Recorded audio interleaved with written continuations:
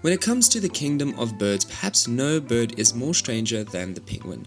Now, the penguin is a land-bound bird, however, it is classified as a bird but cannot take flight, resulting in a very unique anatomical structure. Penguins generally share the same physiology, however, they do change in their coloration and pattern slightly depending on their geographical habitat. Learning how to draw a penguin is such a fun exercise because we can choose from a group of various interesting looking muses. However, the emperor penguin is perhaps the most iconic of all penguins, with a very unique pattern on its feather coat, paired with a very subtle and iconic yellow-breasted feature that kind of flows from its chest. So with that being said, in today's tutorial we will be learning how to draw the emperor penguin. So hey guys, my name is Matt, welcome to another video by artincontext.org, where we explore various art related topics, and in today's video we're going to break down how to draw the emperor penguin through a few simple steps. Now, like all animals, penguin drawings might seem more complicated than they are, but penguin drawings are actually in fact quite simple and easy to do. Now, we do want to make sure we have materials that are really good at layering. In this particular tutorial we are working with a digital device, however all drawing processes can be transferred to traditional materials. So making sure you have the right materials is important, maybe something like paint, colored pencils, maybe a few pens, pencils, but just making sure you have enough materials that are really good with a layering process.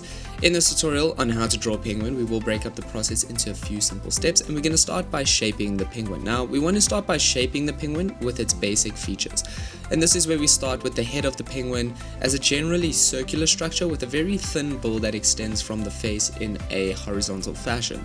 The body of the penguin is quite homogeneous in shape, resembling almost a pear fruit-like shape. So as we continue, the head of the penguin is also quite small in comparison, with the flippers placed along each side of the penguin. Now, try to keep the sketch quite loose at this point, making sure you capture the proportions as best you can. A good suggestion is to look at some references of emperor penguins to assist you in the drawing process. And we also want to make sure that the chest area is quite rounded and proud, kind of extending outward and giving the emperor penguin its very iconic rounded chest shapes. As we continue, we also want to make sure the feet extend from the bottom of the body, that pear-shaped body, as if they were extending from beneath a skirt. We will find that it kind of becomes flat near the base or the bottom of the actual penguin's body, resulting in the skirt-like shape. We can also now lightly erase the drawing, leaving behind some light ghost marks to assist us as we start to refine the penguin drawing. Again, keep your sketch loose at this point, just kind of establishing the general shape of the various features, and once we have done that, we can now start adding in a base layer of shading. Now, we want to use these ghost lines to assist us with adding some shading and shape to various features, and this is where we want to start considering a dominant shadow formation and how they form along the body. Now, naturally, we want to keep these marks quite light for now. Naturally, building them up in tonal variation will also just give us more agency and control over the shading process. So we do want to think about what side from which the light source will be present, and this will give us a sense of how we shape the penguin in terms of how the shadow formations and therefore shading will shape the penguin, and how this will emphasize the three-dimensionality within our penguin drawing. Now, the penguin has a distinct line that divides the white coloration on its chest from the black coat on its back and along its side. So that being said, shadows can be present within the chest area, creating moments of grey coloration. Naturally, a penguin is quite monochromatic in color, but we are trying to basically represent that more realistically, and what happens is when these white moments of feathers are kind of less exposed to the light or have shadow formations, they kind of take on a more grey coloration as opposed to just plain white, whereas where the white is more exposed to a light source, they can be very white. And the same can be said for the black areas of the penguin, the moments where the penguin has black feathers. These areas, if they are exposed to a light source, we will find that the feathers also are densely compact, so they create a shimmer-like effect within the penguin. So we will work with those kinds of highlights as well. So the penguin has distinct lines that do divide that white coloration on its chest from the black coat. But that being said, once again, shadows can be present in the chest, creating those grey colorations. And as we continue, we can proceed to then outline the features, moving from the head of the penguin down through the body. We also want to be quite vague at this point in terms of maximum contrast. We don't necessarily want to have these very vivid contrasted moments just yet. So we want to be quite vague at this point with the maximum contrast between the lightest and the darkest areas. Again, because the feather coat is dense, it becomes quite reflective of light, creating a very distinct contrast between light and shadows. So make sure to take your time with the light and shadows, really just kind of building them up from their lightest tonal variations to their darkest tonal values. Again, because the feather coat is dense, it does become quite reflective of light, creating these very unique, distinct contrasted moments. So we do just want to make sure we take our time building up those layers, starting with lighter tonal variations and slowly working our way into darker tonal values. Now we're going to start moving on to adding in the base layers of color. So with the Emperor Penguin, it is predominantly monochromatic. However, there are these moments where it has these hues of color, predominantly between yellows and oranges. So naturally, these colors can be found within the face or alongside the face and in the feathers on the upper chest. So try to keep your addition of color quite light at this point, with emphasis on the correct placement for now. We want to build up the color values with layering in our penguin drawing, the same as we do for the shadows. With well-drawn penguins, the intention is to always build up in layers, and this is going to result again in us having a little bit more agency throughout the actual layering process. So naturally, we do just want to take our time and making sure that we build up our tonal values from lighter to darker. Now, as we continue throughout the body of the penguin, the flippers are quite homogeneous and simple in form, which can cast a very linear shadow formation along the surface area of the penguin's body. This is something to consider depending on the angle at which your light source is coming from, but this harsh angular shadow formation along the curvature of the penguin's body is a great way to also just represent a more realistic shadow formation and emphasize the form and shape of the actual penguin. As we add in the shading, we also want to make sure we are being considerate of the shimmering effect that the dense feathers have in response to the light.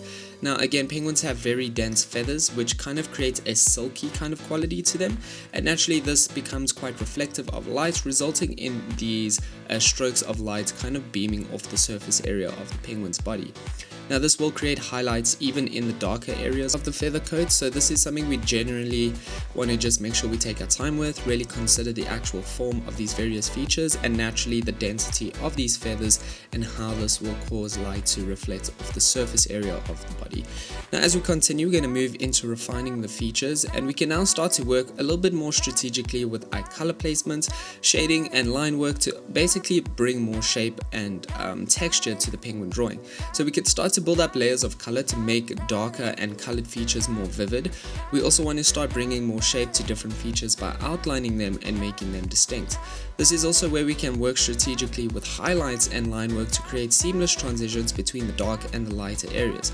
Now this is important with the shadow formations on the belly where the feather coat is white in coloration, and the idea is to basically work with both white and black line work kind of to seamlessly create this merging effect between the areas that are exposed in the belly and the areas that have shadow formations along the surface area. So we want to think about working with white lines that flow between the dark and the light feathers in the penguin to create this connection between those areas, and naturally using darker line work in the shadowed areas can also be a great way to provide a sense of texture to the coat of the feathers. The intention again is to simply have shadows and highlights seamlessly merge in to each other by integrating shading and line work between them. The head of the penguin is generally black in its feather coloration, however we want to work with lighter grays to maintain that quality of reflection from the light. So when we are working on the black areas or the black surface areas of the feather coat, we want to work with gray coloration and sometimes white. Again, this is where we think about the spectrum of a specific color in terms of how to represent its lighter moments and its darker moments. So if we're working on a black surface area, we can work with grays to kind of bring down that darkness and represent highlights in that particular color, and that is what we are trying to achieve within the head of the penguin, and ultimately that can shift all the way to a light highlights, which would actually be white, but that is when the light source is really reflective of the surface area. Now naturally, as you continue, try to also think about how we want to work some reds into the orange streaks, again keeping the same concept in mind in terms of sticking to the correct color spectrum. So naturally with oranges, if it goes darker or it has shadow formations, they tend to be more red rather than just black shading over the orange streaks. So this is something we want to bear in mind as we integrate orange into the bill for three-dimensionality within the structure of the bill or the beak of the penguin. But otherwise, try to think of how certain areas of the face and its features will be illuminated by the light, which will inevitably make some of these colors lighter in tonal value. Now take your time with the shading and line work to build texture and moments of shadows and highlights. We also want to use line work to establish tonal values as well as texture.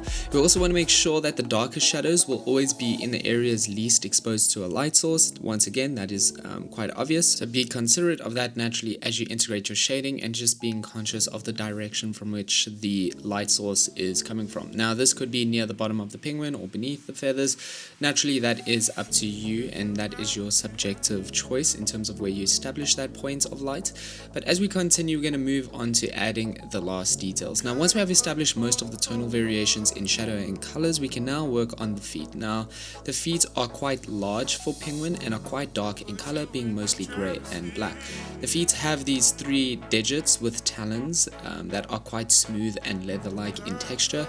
This allows for a reflective quality due to that hard, smooth type of leathery texture for light to kind of bounce off the surface area of the feet, creating these moments of highlights within the feet as well. Now this is where we want to be strategic naturally to kind of give a predominantly darker coloration within the feet, but we can use highlighted moments, maybe grays and colors that kind of shift towards a white to emphasize the actual form of the feet, the digits, and also the joints that kind of create striations within each talon.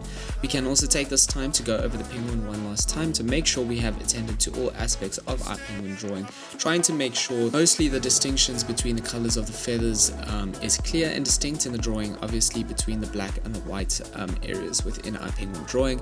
We also want to remember the flippers are quite rigid with dense feathering, and again this is where we really want to develop a strong sheen of light along its surface area, kind of emphasizing the bone-like texture underneath the feather coat and how close that feather coat is densely compact to the internal structure of the bone within our penguin.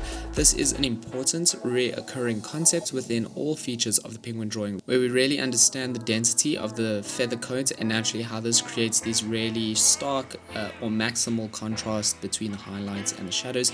Try to keep the feet also predominantly darker in color and use highlights to emphasize the shape of the various digits or talons. Highlights will bring a sense of dimensions within the feet of the penguin drawing, and again take your time with the details, making sure you work through all features, and then perhaps revisit the eye. The eye is a very unique detail that you can add some subtle highlights into it to create that glassy surface area, to bring more three-dimensionality and just to emphasize its shape, just to bring more distinction within the eye, to make it stand out from the darker feather coats in the face surrounding the eye. But otherwise, take your time with the rest of the details. Make sure you go through your shading one last time, making sure you integrate darker shading in areas where it is necessary and creating those seamless transitions between exposed and shadowed areas. Again, really just making sure you try to make it as seamless as possible. Along the flipper, really having that stark linear quality of a highlight sheen working along the actual bone structure of the flipper. But that is it, guys, a process of how to draw a penguin done realistically through a few simple steps. Remember, with penguin drawings, we just want to make sure we take our time. To turn a simple penguin sketch into a refined and realistic drawing is simply a matter of taking your time, working on building up your drawing through a layering process, working from lighter tonal values to darker tonal values, and ultimately refining it with some line work and shading where there are a little bit more nuanced details. But that is it, guys. Thank you for joining today. If you are interested in similar or related topics, please do let us know in the comment section below. We'd love to hear back from you guys, and you can show your support by liking and subscribing. This helps us to grow the channel, which ultimately enables us to make more art related content for you guys, which we love to do. But that is it from me today. Until next time, thanks for tuning in. See you later. Cheers.